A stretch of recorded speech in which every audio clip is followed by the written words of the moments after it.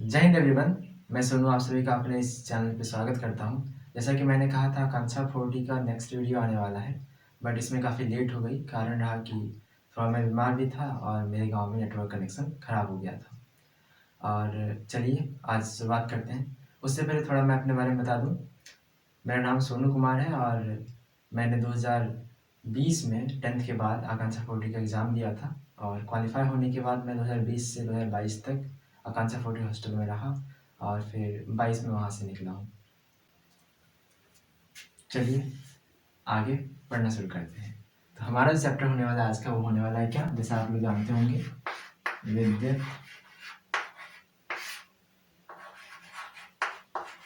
धारा।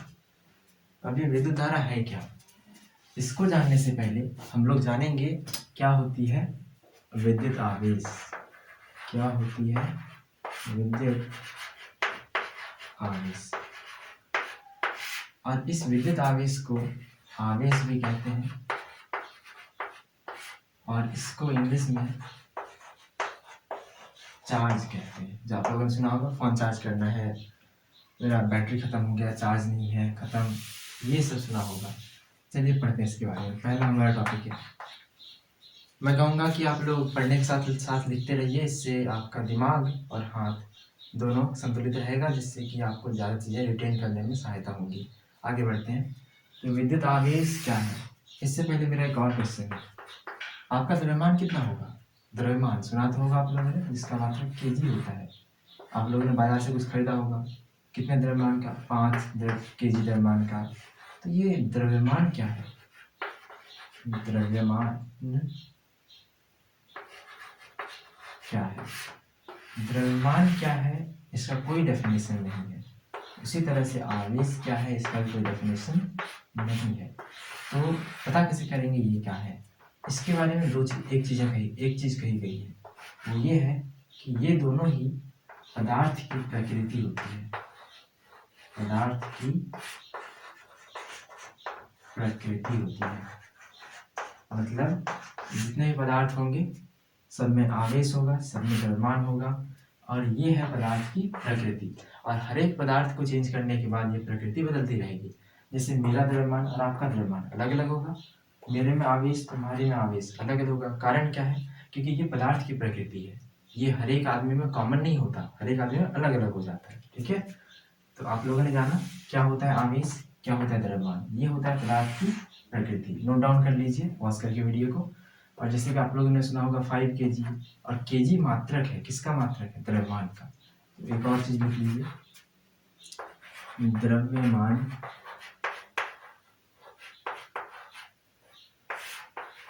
का मात्रक केजी, स्मॉल के है, ध्यान रखिएगा। क्या है ये? स्मॉल के, इसका फुल फॉर्म होता है किलोग्राम। किलोग्राम। अब इसके बाद जो आवेश का मात्रक है, आवेश का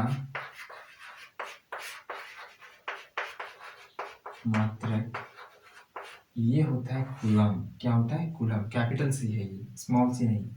और ये होता है कूलम, जो वैज्ञानिक के नाम के कारण रखा गया है, और हिंदी में इसको लिखते हैं कूलम। तो अगर पूछेगा कि इस लोहे की कील में कितने कूलम का चार्ज है, तो बोलेंगे लेट्स से 50 कूलम। तो इसमें केजी नहीं, इसमें कूलम बोलेंगे। तो कूलम क्या है? आवेश का या फिर विद्युत आवेश का एक मात्रक है, एसआई मात्रक है। उसी तरह द्रव्यमान का मात्रक क्या है? केजी, स्मॉल की है, ध्यान रखिएगा इस बात का। आगे बढ़ते हैं। तो हम लोगों ने जाना कि द्रव्यमान क्या होता है और विद्युत आवेश या फिर आवेश क्या होता है। इसके बाद जानेंगे कि आवेश कितने प्रकार के होते हैं। आवेश के प्रकार। तो आवेश 2 प्रकार के होते हैं। कितने प्रकार के होते हैं? 2 प्रकार के। पहला होता है नेगेटिव आवेश, जिसको ऋण आवेश कहते हैं। दूसरा होता है पॉजिटिव आवेश, जिसको धन आवेश कहते हैं या फिर धन आवेश कहते हैं। ठीक है, इसको पॉजिटिव चार्ज, इसको नेगेटिव चार्ज कहते हैं। आप लोगों को ये जानकर बड़ा आश्चर्य लगेगा कि जिस वक्त इलेक्ट्रिसिटी की खोज हुई थी, इलेक्ट्रिसिटी की खोज हुई थी, उस वक्त तक इलेक्ट्रॉन के बारे में कुछ भी पता नहीं था, नेगेटिव चार्ज के बारे में कुछ पता नहीं था। ठीक है, तो इसी कारण से उस वक्त सिर्फ पता था धनावेशों के बारे में। तो अब आगे बढ़ते हैं, जानते हैं कि विद्युत धारा क्या होता है। विद्युत धारा क्या होता है, इससे पहले जानेंगे धारा के बारे में। धारा होता है किसी भी चीज का सतत प्रवाह। सतत समझते हैं, सतत प्रवाह मतलब कॉन्टिन्यूअस फ्लो, जो लगातार बहते रहे, निरंतर बहते रहे, उसी को कहते हैं धारा। जैसे यह है जल की बूंदें और ये लगातार अगर बहती रहे, इसको बोलते हैं जल धारा। क्या बोलते हैं? जल धारा। उसी तरह अगर वायु के कण बहती रहे, इसको क्या बोलते हैं? वायु की धारा। ठीक है, लेकिन अगर कोई आवेश, चाहे वो नेगेटिव हो या फिर पॉजिटिव हो, वो बहती रहे तो उसको कहा जाता है क्या? विद्युत धारा। विद्युत धारा समझ आ गया होगा। विद्युत धारा क्या होता है? चार्जेस के फ्लो को ही विद्युत धारा कहते हैं। चार्जेस मतलब आवेशों के प्रवाह को ही क्या कहा जाता है? विद्युत धारा। इसको परिभाषा के तौर पे समझते हैं। आप लोगों को ये समझ आ गया होगा। वाटर की बूंदें हैं, जल की बूंदें तो जल धारा, वायु के कण है तो वायु धारा। उसी तरह अगर विद्युत आवेश बह रही हो तो उसे कहते हैं विद्युत धारा। अब जानते हैं परिभाषा के तौर पर विद्युत धारा होता क्या है। विद्युत धारा, इसको कहा जाता है इलेक्ट्रिक करंट। इलेक्ट्रिक करंट, ठीक है। अब जानते हैं इसका परिभाषा, तो लिख लीजिए, आप लिखते जाइए साथ में, पॉज करके वीडियो को। ये होगा विद्युत आवेशों के प्रवाह की दर को इलेक्ट्रिक करंट या फिर विद्युत धारा कहते हैं। चलिए बताते हैं अब ये दर क्या होता है। आप लोगों ने कई बार सुना होगा कि विस्थापन में परिवर्तन की दर को वेग कहते हैं, वेग में परिवर्तन की दर को त्वरण कहते हैं। उसी तरह विद्युत आवेशों के प्रवाह की दर को क्या कहते हैं? इलेक्ट्रिक करंट कहते हैं। तो ये दर क्या होता है? दर मतलब होता है किसी भी चीज का समय के सापेक्ष, इसके सापेक्ष, समय के सापेक्ष बदलना, समय के सापेक्ष बदलना, ये क्या कहलाता है? दर कहलाता है। इसका मतलब इसी को लिखा जाता है एक और तरीके से, जिसको बोलेंगे अर्थात I बराबर Q बटे T। आप लोग सोच रहे होंगे Q क्या है, T क्या है और I क्या है, बताते हैं। पहले आप लोगों ने दर, दर मतलब इंग्लिश में रेट, और रेट क्या होता है? समय के सापेक्ष किसी भी चीज में बदलना ही क्या कहलाता है? वो दर कहलाता है। वो जो नोटेशन है आई, आई कहता है मैं हूँ विद्युत धारा। आई किसके लिए यूज हुआ है? विद्युत धारा के लिए। क्यू किसके लिए यूज हुआ है? क्यू यूज हुआ है विद्युत आवेश के लिए।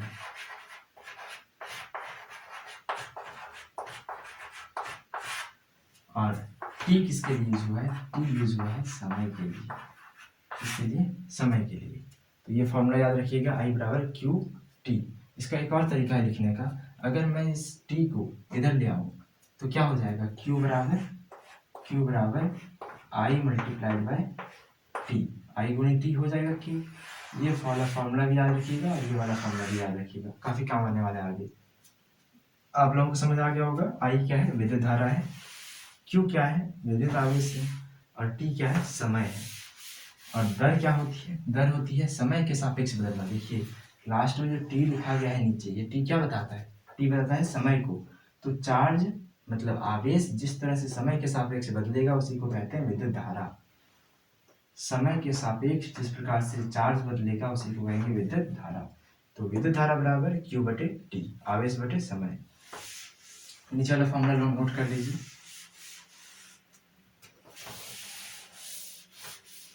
तो आप लोगों को विद्युत धारा समझ में आ गया। विद्युत आवेशों के प्रवाह की दर को विद्युत धारा कहते हैं। एक और तरीका है इसको कहने का, और एकांक मतलब एक समय में किसी क्षेत्र से होकर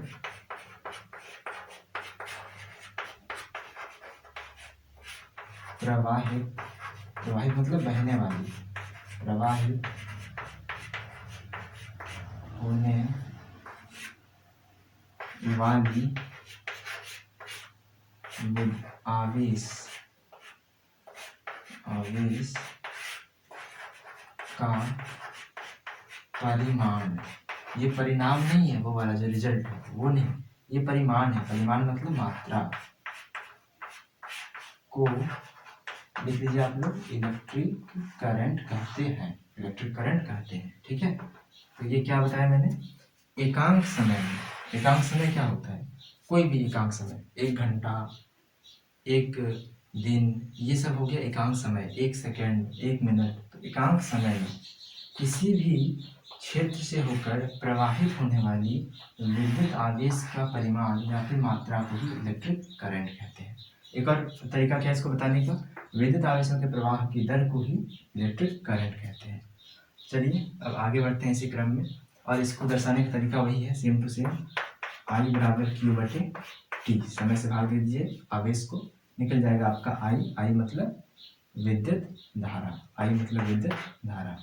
चलिए अब आगे देखते हैं। आगे हम लोगों का टॉपिक है पथ। ये पथ क्या होता है, इसको इंग्लिश में पाथ कहते हैं, और हिंदी में एक और तरीका इसको बोलने का रास्ता आप लोगों ने देखा होगा, ऐसा बना हुआ किसी मंजिल को जा रहा होगा, ठीक है। लेकिन अभी हम लोग वो रास्ता पढ़ने वाले हैं जहाँ पे आदमी नहीं, जहाँ पे आवेश चलते हैं, आवेश चलते हैं। तो जानते हैं इस रास्ते को, इस रास्ते का नाम है परिपथ, और इस परिपथ से होकर कौन जाता है, आवेश, इसलिए इसका नाम है विद्युत परिपथ।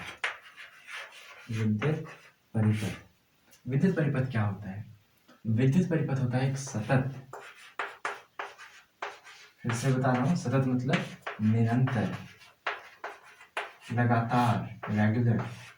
तो सतत प्रवाह होता है ये होता है एक सतत प्रवाह। किसका सतत प्रवाह होगा, तो ये होगा आवेशों का सतत प्रवाह, आवेशों का सतत प्रवाह। चलिए जानते हैं और अच्छा से विद्युत परिपथ के बारे में। तो इसमें हमें कुछ चीज़ों की जानकारी होना चाहिए। अगर मैं ऐसे लिखूं तो इसका मतलब है बल्ब, अगर मैं ऐसा लिखूं तो इसका मतलब है कुंजी, लेकिन ये कुंजी चूंकि यहाँ पे बिंदु है, इसका मतलब ये कुंजी बंद है। बंद कुंजी क्या होता है, बंद कुंजी मतलब होता है इलेक्ट्रिसिटी जा रही है, ठीक है, इससे होकर इलेक्ट्रिसिटी जा रही है। अगर ये कुंजी यहाँ पे ना हुई, ऐसा लगा हुआ, तो इसको बोलते हैं कुंजी ही बोलते हैं, लेकिन ये बंद नहीं, ये खुला है मतलब इलेक्ट्रिसिटी नहीं जा रही है, ठीक है। इसी बीच एक और आता है, ऐसा लिखा होता है एमीटर। अभी एमीटर क्या करता है, एमीटर, अभी बने रहिए, आगे पता चल जाएगा ये सब क्या चीजें हैं। एमीटर जो है ये विद्युत धारा को नापता है, किसको नापता है, विद्युत धारा को, कि इससे होकर कितनी विद्युत धारा जा रही है। एक और लगा होता है, उसका नाम है V से दर्शाते हैं वोल्ट मीटर, इसको बोलते हैं वोल्ट मीटर।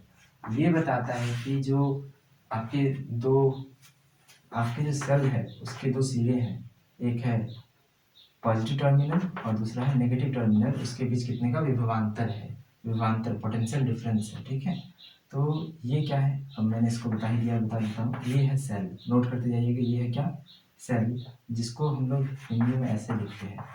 और कई सारे सेल अगर मिल जाए, जैसे कि ये मिल गया प्लस वाला, माइनस, ये मिलेगा फिर प्लस से, ये माइनस वाला मिलेगा फिर प्लस से, इस तरह के कई सारे सेल मिल जाते हैं। और देखना हमेशा छोटी वाली बड़ी से, छोटी बड़ी, इस तरह से जोड़ता है, ऐसा नहीं कि बड़ी से बड़ी जोड़ देना है, ठीक है। और ये जो पूरा बना, इसी को कहते हैं हम लोग बैटरी। इसी को क्या बोलते हैं? बैटरी। लेकिन एक हो तो इसको सेल कहते हैं। ठीक है, इन सारी चीज़ों को नोट कर लीजिए, आगे मैं विद्युत परिपथ बनाने में इसका उपयोग करने वाला हूँ। चलिए आगे बढ़ते हैं।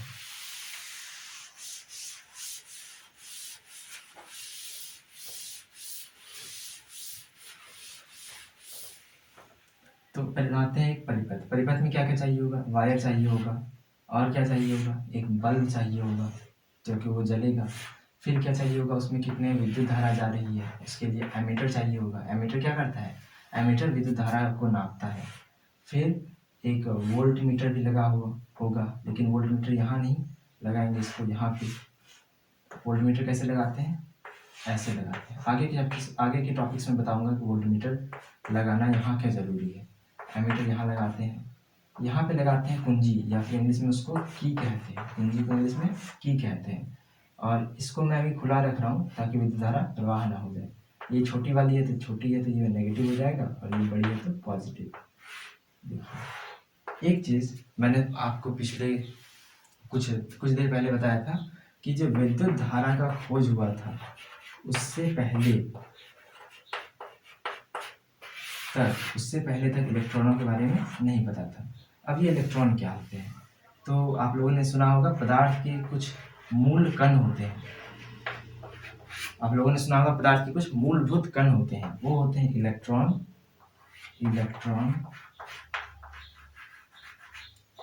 फिर होता है प्रोटॉन, और एक है जो होता है न्यूट्रॉन। न्यूट्रॉन पे जो आवेश होता है वो होता है 0 आवेश। कितना आवेश होता है? 0 कूलम्ब।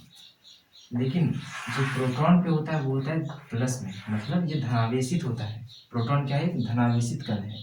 इलेक्ट्रॉन क्या है? ये एक ऋणावेशित कण है। ठीक है, तो जब विद्युत धारा की खोज हुई थी, पहली बार परीक्षण हुआ था, उस वक्त तक इलेक्ट्रॉनों के बारे में पता ही नहीं था। तो वैज्ञानिकों ने क्या माना कि विद्युत धारा जो है वो है प्रोटोनों का प्रवाह है। इसने क्या माना? प्रोटोनों का प्रवाह।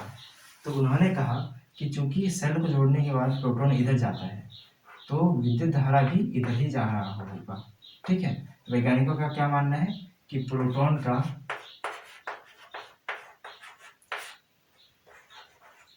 के प्रवाह की दिशा में ही इलेक्ट्रिक करंट चलती है। ठीक है, मतलब जिधर प्रोटॉन जा रहा होगा उधर ही कौन जा रहा होगा? इलेक्ट्रिक करंट, आई। एक्चुअल कारण ये है कि अगर ये आपके पास एक तार है, तार तो आपके पास पतला सा था, लेकिन उसको मैंने जूम करा तो इतना मोटा दिख रहा होगा। इस तार में अगर इलेक्ट्रॉन जो नेगेटिव वाला है इधर जाएगा तो इलेक्ट्रिक करंट इधर जाता है, और ये है असली कारण। असली कारण क्या है कि जिधर इलेक्ट्रॉन फ्लो करता है उसी के विपरीत दिशा में आई मतलब विद्युत धारा करंट, मतलब विद्युत धारा या फिर करंट प्रवाह करता है। ठीक है, तो बताओ विद्युत धारा के प्रवाह की दिशा में कौन अहम भूमिका निभाता है? प्रोटॉन कि इलेक्ट्रॉन? पहले वैज्ञानिकों को लगता था प्रोटॉन, लेकिन रियलिटी क्या है? इलेक्ट्रॉन। इलेक्ट्रॉन उधर तो धारा इधर, इलेक्ट्रॉन इधर तो धारा उधर, ऐसा होता है। तो बताइए अगर तीर ऐसे दिया गया हो और पूछा जाए इलेक्ट्रॉनों की दिशा क्या है, दायां या फिर बायां, तो इलेक्ट्रॉनों की दिशा होगी दायां। ठीक है, अब देखते हैं क्या होता है। ये गया, इसमें भी आया, आई मतलब करंट, आई यहाँ से ये क्या है? ये है की। इसको के से दर्शाते हैं। की मतलब कुंजी, और ये कुंजी भी खुला हुआ है। जैसे इसको ऐसे लॉक करेंगे कुंजी को, मतलब अब ये स्विच ऑन हो चुका है। तो यहाँ से प्रोटॉन जाते हुए मिलेगा, बल्ब जलेगा, इधर बता देगा इसको कि कितना धारा प्रवाह हो रहा है। क्यों? ये एमीटर है। एमीटर क्या करता है? एमीटर विद्युत धारा की मात्रा को नापता है। फिर यहाँ से होते हुए ये स्विच में आएगा, और इसके बाद फिर यहाँ पे आके चिपक जाएगा नेगेटिव प्लेट में। तो इस तरह से पूरा परिपथ पूरा हो जाता है। अच्छा, अगर मैं इसको हटा दूं तो स्विच तो ऑफ है, कनेक्शन तो है नहीं दोनों के बीच में, तो इसी को कहा जाता है बंद पर, इसको कहा जाता है खुला परिपथ। खुला परिपथ मतलब जिसमें कोई इलेक्ट्रिसिटी प्रवाह न हो। ठीक है, आगे बढ़ते हैं। हम लोगों ने जाना कि किस तरह से इलेक्ट्रॉन और प्रोटॉन का प्रवाह विद्युत धारा की प्रवाह की दिशा को निर्धारित करता है। अब हम लोग जानेंगे कि विद्युत धारा का मात्रक क्या है। जैसे कि द्रव्यमान का मात्रक किलोग्राम, आवेश का मात्रक कूलम है, लेकिन विद्युत धारा का भी तो कुछ मात्रक होगा, उसको भी नापते होंगे। तो आप लोगों ने सुना होगा एम्पियर। क्या सुना होगा? एम्पियर। एम्पियर जो है ये होता है विद्युत धारा का मात्रक। ये क्या है? विद्युत धारा, इलेक्ट्रिक करंट का मात्रक। तो इलेक्ट्रिक करंट का मात्रक क्या है? एम्पियर। इसको दर्शाते किससे हैं? इसको दर्शाते हैं ए से। समझ आ गया? और मैंने बता दिया है कि जो आवेश होता है इसको इंग्लिश में चार्ज कहते हैं। तो चार्ज का मात्रक क्या होता है? ये होता है कूलम। बार बार लिखने का फायदा नहीं है, इसको सी से दर्शाते हैं। अब इस इलेक्ट्रिसिटी को, इलेक्ट्रिक करंट को जो नापता है उसी का यंत्र का नाम है, उसी डिवाइस का नाम है एमीटर। क्या नाम है? एमीटर। और इंग्लिश में से कहते हैं आमीटर। आमीटर क्या है या फिर एमीटर क्या है? ये विद्युत धारा की मात्रा को नापता है एम्पियर में। ठीक है। अगर किसी भी तार से होकर, ये तार है, इसके बीच में आपने एमीटर को जोड़ दिया, इधर प्लस हो जाएगा इधर माइनस। तो मान लो इधर से जा रहा है 5 एम्पियर। कितना का विद्युत धारा जा रहा है? 5 एम्पियर का। तो यहाँ पे पाठ्यांक क्या उठेगा? पाठ्यांक मतलब यहाँ पे गणना होगा कितनी की, ये भी बोलेगा कितना धारा जा रहा है? 5 एम्पियर। मान लीजिए आपने छोड़ा 10 एम्पियर, तो ये बताएगा 10 एम्पियर। ठीक है। तो ये तरीका है इसको जोड़ने का। और ये जो जोड़ना होता है, तार में सीधा जोड़ दिया कहीं पे काट के, इसी को बोलते हैं हम लोग श्रेणी क्रम। क्या बोलते हैं? श्रेणी क्रम। याद रखिएगा, एमीटर को हमेशा श्रेणी क्रम में जोड़ते हैं। अब आती है बात वोल्ट मीटर की। किसकी? वोल्ट मीटर की। अगर तार ऐसे जा रहा है तो इसको जोड़ेंगे यहाँ से, इस तरह से, ये वाला नेगेटिव और ये वाला पॉजिटिव। और ये जो नापता है वो नापता है विभवांतर को। किसको नापता है? विभवांतर। अब विभवांतर को नापता है तो ये कैसा जुड़ा है? देखिए यहाँ पे काट के जोड़े हैं क्या? नहीं, तो इसको ऊपर उठा के जोड़े हैं। तो इसको पार्श्व क्रम। पार्श्व क्रम। अब इसके बारे में आगे बताऊंगा मैं जब आपको रजिस्टर पढ़ाऊंगा, मतलब प्रतिरोधक या फिर प्रतिरोधक यंत्र पढ़ाऊंगा, तो उस वक्त आपको बताऊंगा इसके बारे में। फिलहाल आप जान लीजिए, अगर तार से उठा के जोड़ो तो इसको पार्श्व क्रम कहते हैं, और अगर हम उसको जोड़ें किसमें? लाइन में ही जोड़ दें, इसको बोलेंगे श्रेणी क्रम। तो अब हम लोग जानेंगे ये एम्पियर है, तो इस एम्पियर की कोई परिभाषा है कि नहीं। जिस तरह की आपके एनसीईआरटी किताब में क्वेश्चन पूछा गया है कि एक एम्पियर होता क्या है, एक एम्पियर क्या होता है। तो एक एम्पियर जो होता है, मैं बता रहा हूँ, ये होता है एक कूलम। अगर एक कूलम आवेश किसी काट से होकर, मतलब अनुप्रस्थ काट से होकर, मान लीजिए अनुप्रस्थ काट है आपके पास, आपने समय दिया मात्र 1 सेकेंड, और इसमें जो प्रवाह हो गई विद्युत आवेश वो था 1 कूलम। कितना था? 1 कूलम। मतलब 1 सेकेंड समय दो, 1 कूलम आवेश प्रवाह हो जाए, तो जो धारा है इससे होकर जा रही है उसी का परिमाण होता है 1 एम्पियर। नहीं समझे? चलिए फिर से समझते हैं। अगर किसी अनुप्रस्थ काट से होकर 1 सेकेंड में 1 कूलम धारा प्रवाहित हो जाए तो विद्युत धारा की इस परिमाण को, इस मात्रा को ही 1 एम्पियर कहते हैं। तो हम लोग इसका परिभाषा कैसे लिखेंगे? हम लोग कहेंगे कि प्रति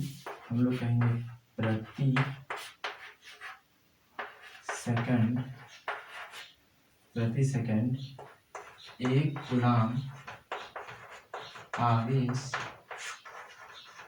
का प्रवाह मतलब फ्लो, बहना, क्या करता है? 1 एम्पियर विद्युत धारा की रचना करता है। चलिए फिर से इसको पढ़ते हैं। 1 एम्पियर क्या है? 1 एम्पियर जो विद्युत धारा है वो क्या होती है कि प्रति सेकंड मतलब हर एक सेकंड 1 कूलम आवेश के प्रवाह जो हो, चलिए 1 एम्पियर की डेफिनेशन को पढ़ते हैं। प्रति सेकंड 1 कूलम आवेश की प्रवाह क्या करती है? 1 एम्पियर विद्युत धारा की रचना करती है। इसका मतलब अगर 1 सेकंड तक आप लोग 1 एम्पियर को बहाएंगे किसी तार से होकर, तो उसमें जो विद्युत धारा बहेगी वो कितनी की होगी? 1 एम्पियर की। ये वाला क्वेश्चन आप लोगों के प्रश्नावली में है, तो उम्मीद है आपको ये वीडियो समझ आया होगा। आप लोगों के लिए कुछ होमवर्क है, क्योंकि without homework you can not complete in this world. तो बिना होमवर्क के आप लोग फायदा नहीं पढ़ने का। पहला होमवर्क क्या है, रिवाइज कीजिए इस वीडियो को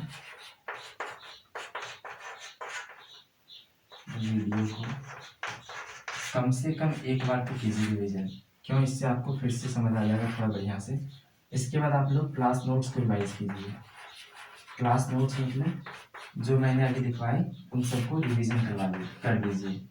क्या करिए सबका रिवीजन। तीसरा है, आप लोगों को रीडिंग करना है। क्या रीड करना है, एनसीईआरटी रीड करना है। एनसीईआरटी हो या फिर आप लोग झारखंड के होंगे तो JCERT होगी आपके पास, उसमें पूरा पढ़ जाना है। फिर अगला लेक्चर जो मैं पढ़ाऊँ तो उसके लिए आपको क्या करना पड़ेगा कि ये जो टॉपिक है आपको एनसीईआरटी पूरा नहीं पढ़ना है, पूरा चैप्टर नहीं पढ़ना, इसमें मात्र 3 पेजेस पढ़ना है शुरू के, ठीक है।